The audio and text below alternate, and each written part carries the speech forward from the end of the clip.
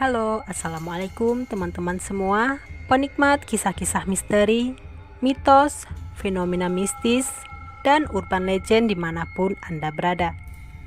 Jumpa lagi bersama kami dari Fenomena Tanpa Jasad. Sebelum kalian lanjut mendengarkan kisah ini, jangan lupa untuk tekan tombol subscribe dan juga nyalakan tanda loncengnya ya, agar teman-teman selalu dapetin notifikasi update kisah serta pengalaman menyeramkan terbaru dari kami. Baiklah teman-teman, tanpa berbasa-basi lagi, di kesempatan kali ini saya akan membawakan sebuah kisah urban legend untuk kalian semua para penikmat kisah misteri. Kisah kali ini kami angkat berdasarkan kesaksian seseorang narasumber yang di sini namanya kita panggil saja dengan Marmo. Dia menuturkan bahwa sekitar tahun 90-an di desa beliau saat itu sedang ramai diperbincangkan tentang anak hilang di Jawa Tengah, termasuk sepupunya sendiri yang sempat hilang beberapa waktu. Rumornya itu merupakan ulah dari makhluk halus. Di desa tempat dia tinggal, dulu sebagian besar merupakan anak-anak petani dan pengembala hewan ternak. Kisah ini beliau alami ketika masih berumur sekitar 12 tahun. Marmo yang saat itu masih sangat muda. Dia memiliki seorang paman yang kebetulan rumahnya berada di desa sebelah, tidak jauh dari tempatnya tinggal. Pamannya di sini kita sebut saja dengan Pak Triman, yang berprofesi sebagai petani. Dia juga memiliki seorang anak laki-laki yang kira-kira berumur sebaya dengan Marmo kala itu, yang bernama Harno. Setiap hari mereka selalu bermain bersama di sepanjang hamparan sawah yang memisahkan desa mereka. Mereka sangat menikmati hidup sebagai anak petani di musim tanam padi.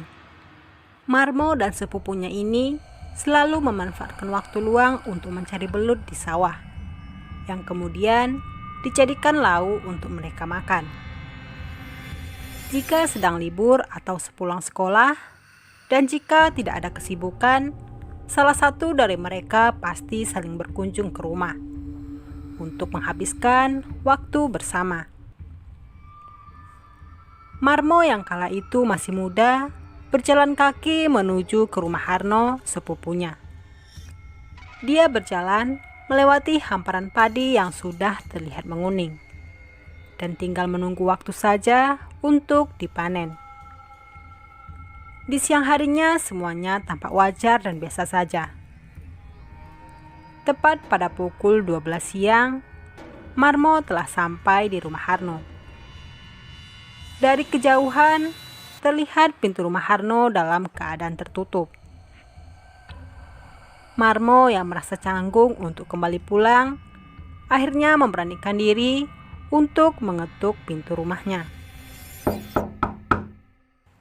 "No, Harno, main yuk!" panggil Marmo sambil mengetuk pintu. Kamu mau? Sama siapa kesini? Tanya Pak De Triman. Iya Pak De, saya sendiri saja. Oh iya, Harno mana Pak De? Tanya Marmo kembali. Ada di dalam. Mungkin dia sedang tidur di kamarnya. Masuklah. Bangunkan saja dia. No? Harno? Dicari Marmo tuh. Kata Pak De Triman sedikit berteriak. Iya Pak, ada apa sih? Teriak-teriak. Sahut Harno yang baru keluar dari kamar sambil mengucek matanya menahan kantuk. Kamu ini tidur saja kerjaannya. Dicari Marmo tuh.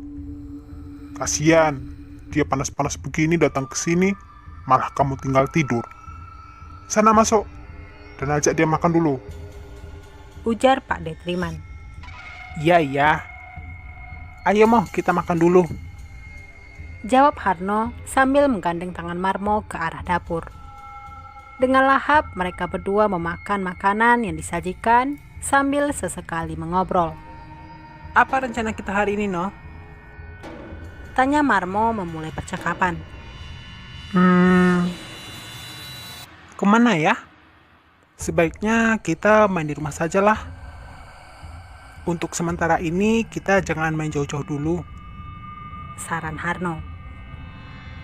Memangnya kenapa? Dan ada apa? Kok kamu gelisah seperti itu?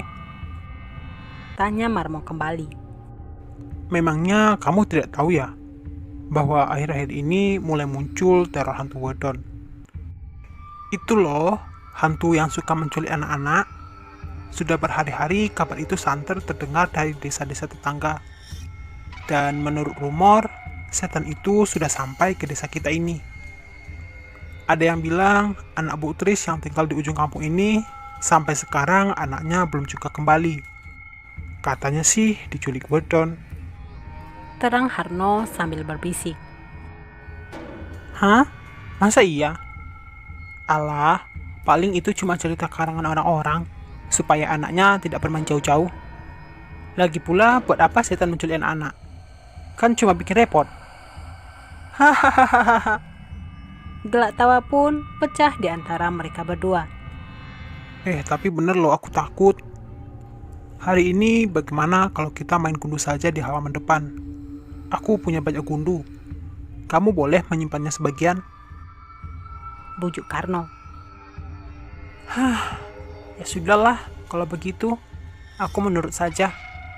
Mau bagaimana lagi? Sambil menghela nafas, Marmo menunjukkan kekecewaannya. Setelah menyelesaikan makan siangnya, mereka berdua langsung menuju ke halaman depan rumah. Harno pun membagikan sebagian gundu miliknya pada Marmo. Tak lama kemudian, mereka berdua terlibat permainan seru. Sampai akhirnya waktu semakin sore dan hampir menjelang maghrib. Sudah mainnya. Mandi dulu sana. Marmo diajak mandi sekalian. Setelah itu kita duduk-duduk di sini dan menikmati singkong goreng buatan ibumu. Kata Pak Detriman yang sedang duduk di depan rumah sambil menikmati rokok klobornya. Maaf Pak De, berhubung sudah sore saya pulang saja. Nanti saya mandi di rumah saja sekalian, Sahut Marmo. Loh, memangnya kenapa? Mandi di sini kan sama saja. Nanti malam kamu nginep sini saja, temani Harno. Besok pagi biar Pak D yang ngomong sama bapakmu. Bagaimana?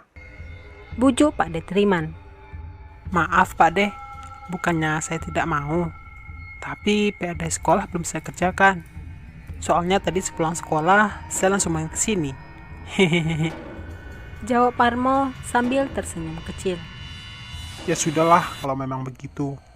Ayo pulang biar Pak D antar sampai rumah. Tawar Pak Detriman kembali. Tidak usah Pak De, biar saya pulang sendiri saja. Pak De tidak usah repot-repot. Mari Pak De, saya pulang dulu ya. Tolak Marmo kembali sambil melangkah pulang. Dari kejauhan, masih terlihat jelas tampak di raut wajah Pak Detriman merasa cemas bahwasanya waktu sudah menginjak surup. Rumornya, pada waktu itulah makhluk-makhluk halus mulai berkeliaran dan mencari sasaran manusia. Terlebih lagi, saat itu telah terdengar berita tentang beberapa anak yang hilang akibat diculik oleh makhluk halus yang disebut Wedon. Marmo yang berjalan sendirian di tengah pematang sawah sesekali berhenti untuk membetulkan sendal jepitnya yang selip akibat terkena lumpur. Suasananya saat itu begitu sepi dan senyap. Hanya terdengar sayup-sayup suara azan maghrib yang mulai berkumandang dari kejauhan.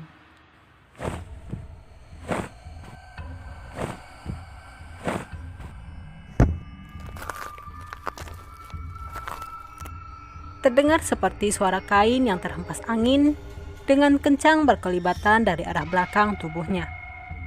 Disusul dengan suara langkah kaki yang mengikuti. Saat dia menghentikan langkahnya, Saat itu pula langkah yang mengikutinya berhenti. Beberapa kali Marmo mencoba menoleh ke belakang. Namun, tidak ada seorang pun yang berada di sana selain dirinya. Sepintas dia teringat akan kata-kata Harno tentang makhluk halus yang disebut Wedon, yang suka menculik anak-anak. Saat itu bulu kudunya langsung meremang. Muncul rasa takut dalam dirinya. Aduh, sandalku slip lagi. Brengsek. Umpatnya sambil menunduk, mengambil sendal jepitnya yang terperosok di dalam lumpur sawah. Dari sela-sela kedua kakinya, sepintas terlihat makhluk yang berwarna serba putih. Telah berdiri tidak jauh di belakangnya.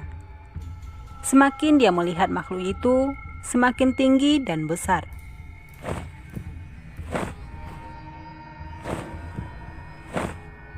Tiba-tiba sosok tersebut menjulurkan tangan panjangnya mencoba meraih tubuh Marmo. Marmo yang panik langsung berlari sekencang-kencangnya menuju ke rumahnya yang sudah tidak jauh lagi.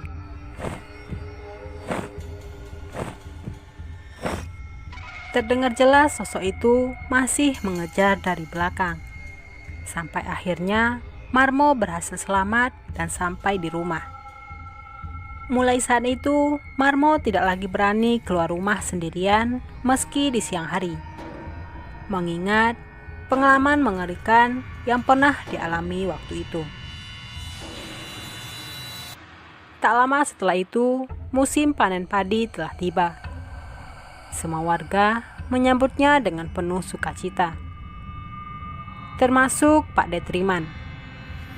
Dari pagi dia telah sibuk mempersiapkan segala kebutuhan panen.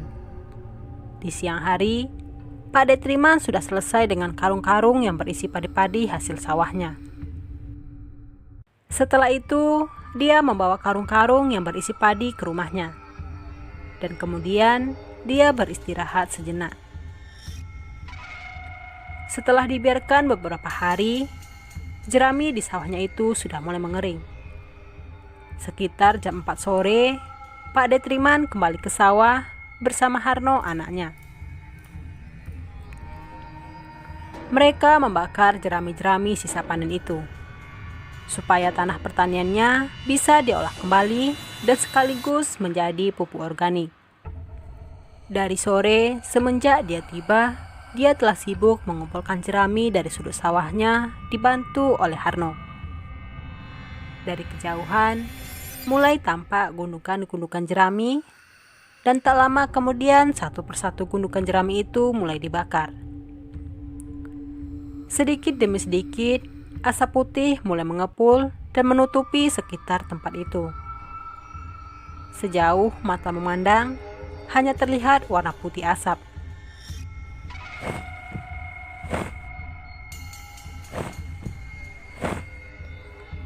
Terdengar suara yang terus berputar-putar di sekitar Pak Detriman.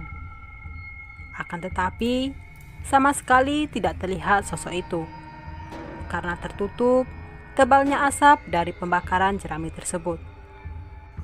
No, Harno, sedang apa kamu? Kamu dengar tidak suara barusan? Iya, dengar Pak. Tapi suara apa itu ya? Saya takut Pak. Jawab Harno.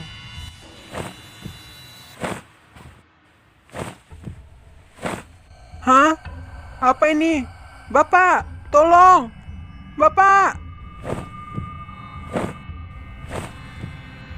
Terdengar suara Harno yang semakin lama semakin menjauh dan lenyap. No, Harno, kenapa kamu? No, jangan bercanda sama bapak. Ucap Pak Detriman. Tak lama kemudian, asap di sekitar Pak Detriman mulai menipis. Dan akhirnya lenyap diterpa angin. Namun tampak dirinya hanya seorang diri. Sedangkan Harno anaknya hilang entah kemana. No, Harno, Harno, pergi kemana kamu nak? Pak Detriman yang tengah panik berteriak-teriak memanggil Harno. Dia mendatangi rumah setiap warga di sekitaran situ untuk mencari keberadaan anaknya, termasuk di rumah Marmo. No, Harno. Dengan lantang Pak Detriman berteriak-teriak memanggil Harno. Ada apa, Mas? Malam-malam begini kok ribut-ribut? Tanya Pak Kosim yang merupakan bapaknya Marmo. Apa Harno ada datang ke sini? Tadi dia sedang bersama aku membakar jerami di sawah. Kemudian, tiba-tiba dia menghilang begitu saja setelah muncul suara aneh. Jelas Pak Triman. Hilang? Hilang bagaimana? Atau jangan-jangan itulah Wedon? Kalau begitu, kita segera ke rumah Pak RT untuk melaporkan kejadian ini. Siapa tahu Harno masih bisa ditemukan. Usul Pak Kosim. Marmo yang saat itu masih terjaga hanya mendengar peristiwa itu dengan seksama. Di sisi lain, dia senang bisa selamat dari sosok tersebut. Sedangkan di sisi lain, dia juga merasa sedih karena saudaranya hilang diculik oleh sosok makhluk tersebut. Masih teringat jelas keramaian yang terjadi pada malam itu. Semua warga berkumpul yang langsung dipimpin oleh PRT dengan berbekal obor dan alat dapur seadanya. Mereka kembali menyusuri tempat di mana Harno tadi menghilang, sambil memukul alat-alat dapur dan memanggil namanya.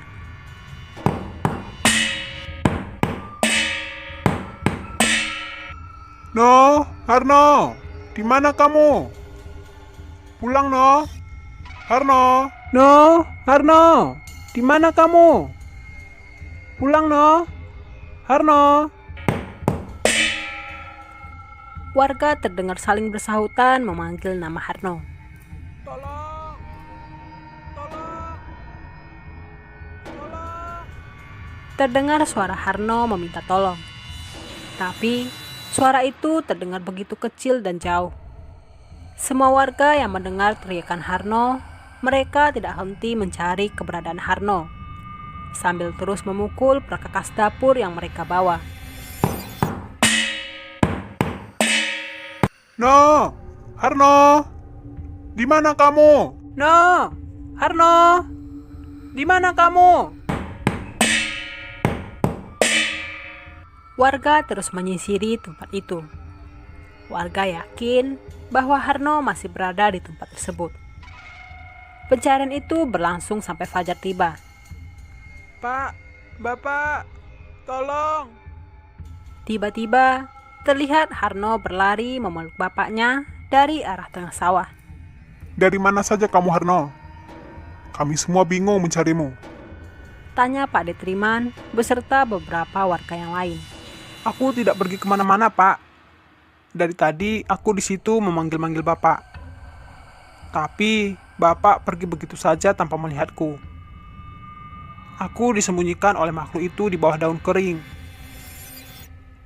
Untung saja aku tidak terinjak oleh kalian. Jawabnya sambil sesenggukan. Pengalaman yang sama juga dialami oleh warga lain. Namun, mereka berhasil diselamatkan dengan bunyi-bunyian dari perkakas dapur. Konon, bunyi-bunyian yang dihasilkan dari perkakas dapur dapat mengusir makhluk tersebut. Sosok itu masih ada dan berkeliaran sampai saat ini. Bersemayam pada tanah-tanah lapang, area persawahan, dan juga tempat-tempat yang memiliki pepohonan besar. Mula-mula sosok ini hanya berwujud kecil seperti sesobek kain. Lama-kelamaan, dia akan membesar dan memanjang, serta berwarna putih. Sosok ini selalu mengubah mangsanya menjadi kecil, dan kemudian menyembunyikannya di tempat yang tidak terjangkau oleh manusia normal. Seperti di bawah daun, di bawah pengki, atau di bawah akar pohon. Sosok itu dikenal dengan sebutan Wedon.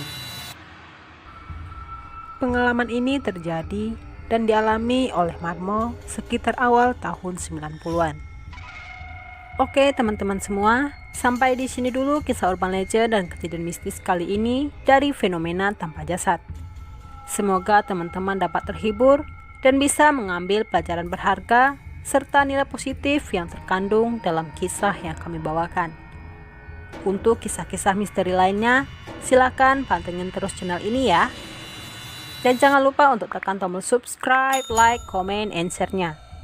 Biar kami makin semangat untuk membawakan kisah-kisah berdasarkan kisah nyata yang benar adanya dari berbagai narasumber. Jika teman-teman sedang mendengarkan kisah ini, pastikan lampu menyala dan tidak dalam keadaan sendiri.